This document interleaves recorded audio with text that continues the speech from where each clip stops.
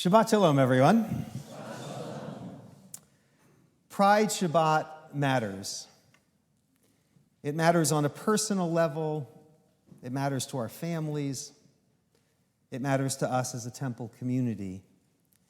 And it matters especially now, nationally, as so many of the rights that our LGBTQ community and its allies have fought for are under threat.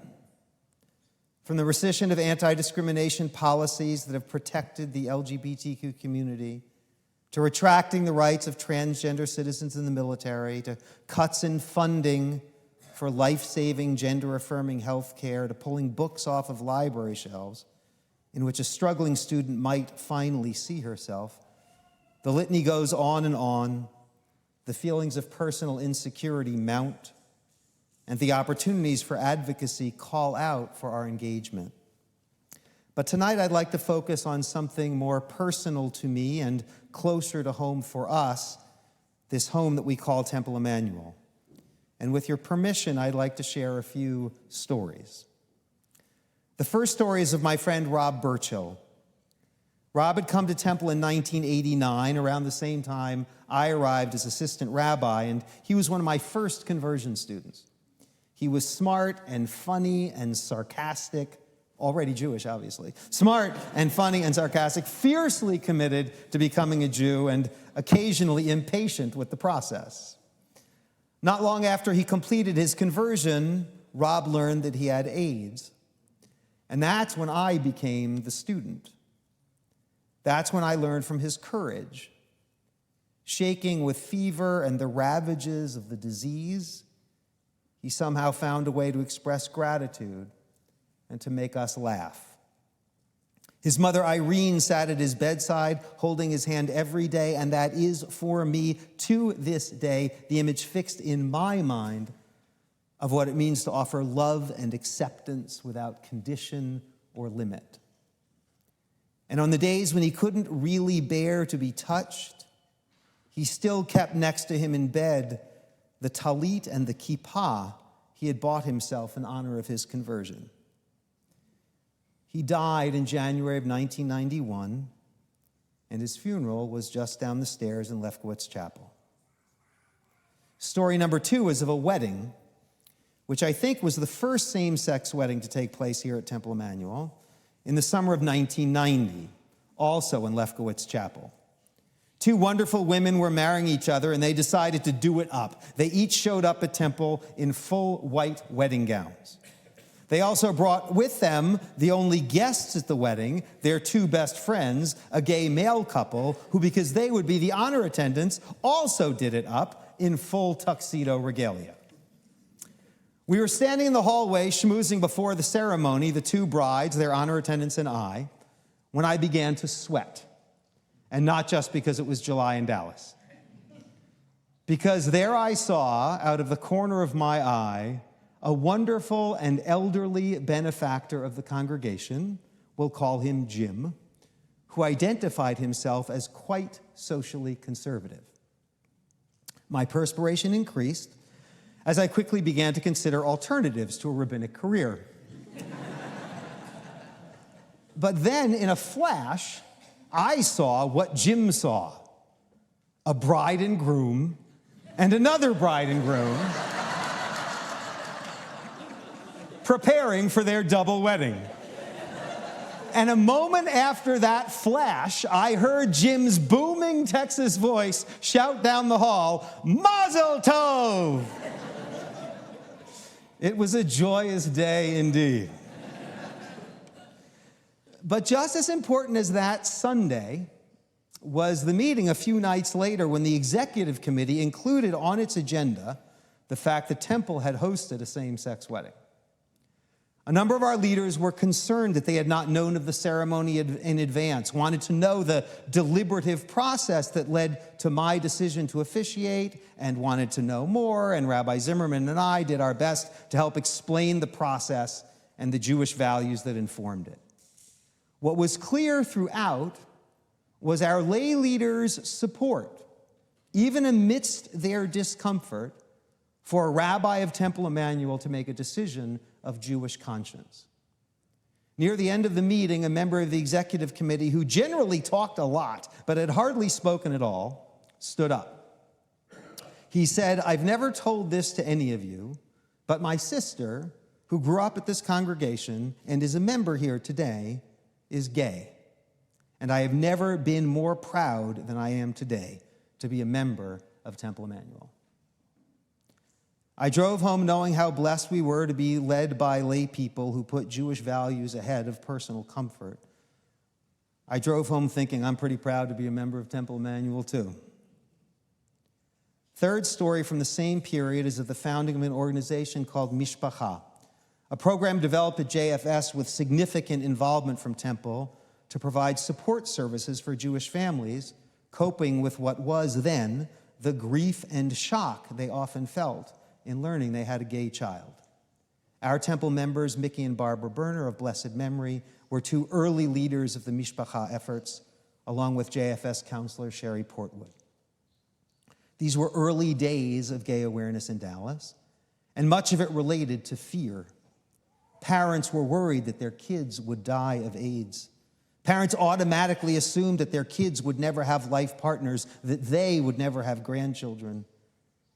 Parents were worried for their children's safety in a homophobic society. Some parents rejected their children. Most figured out how to love them and then love them some more. These are just my stories.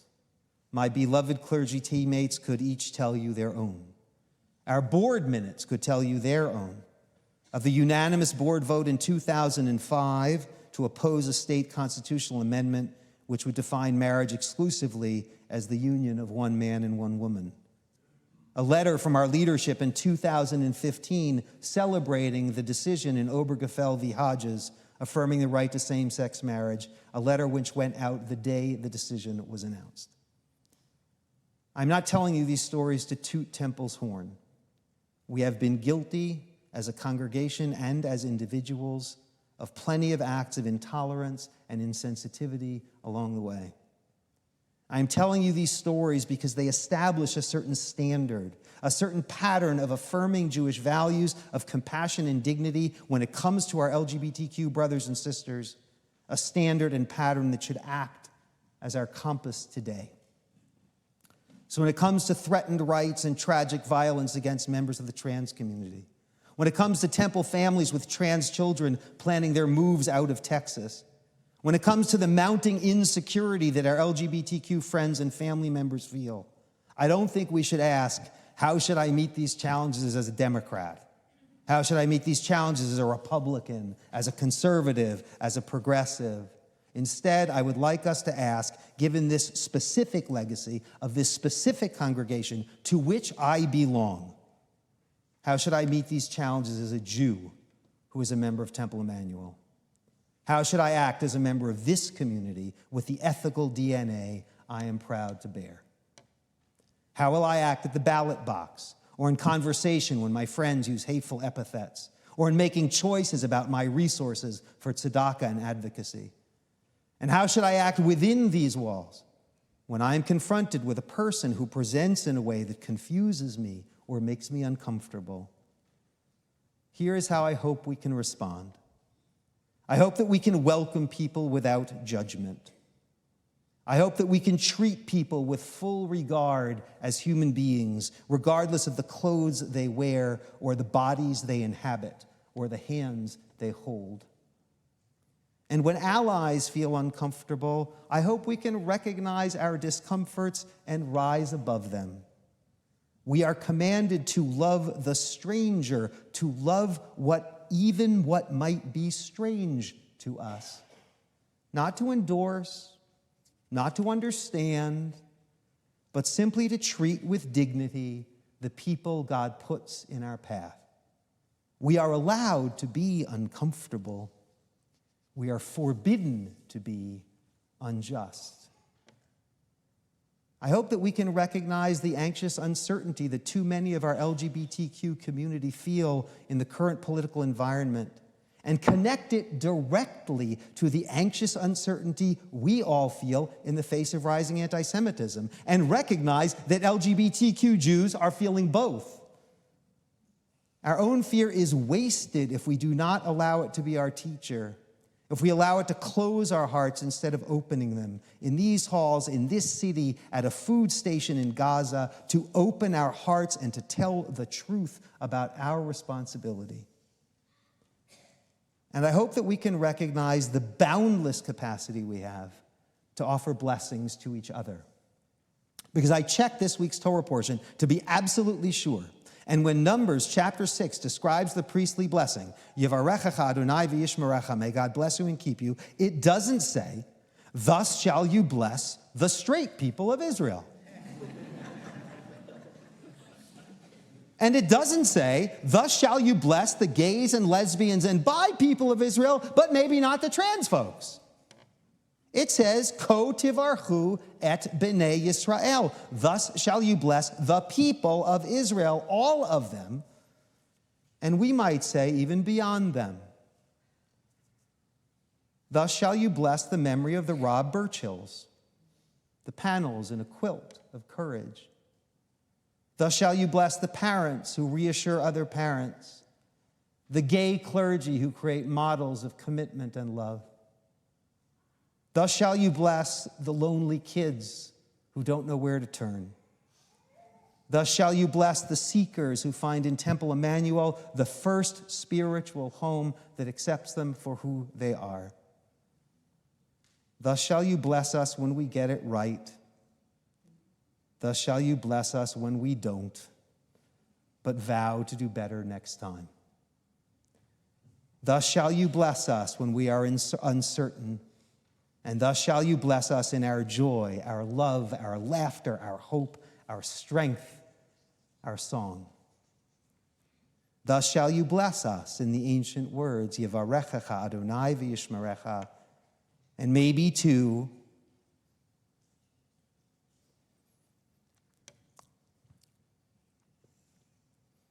in the words of a man named Rob Birchill, who wrote this in his bedside journal near his talit and kippah.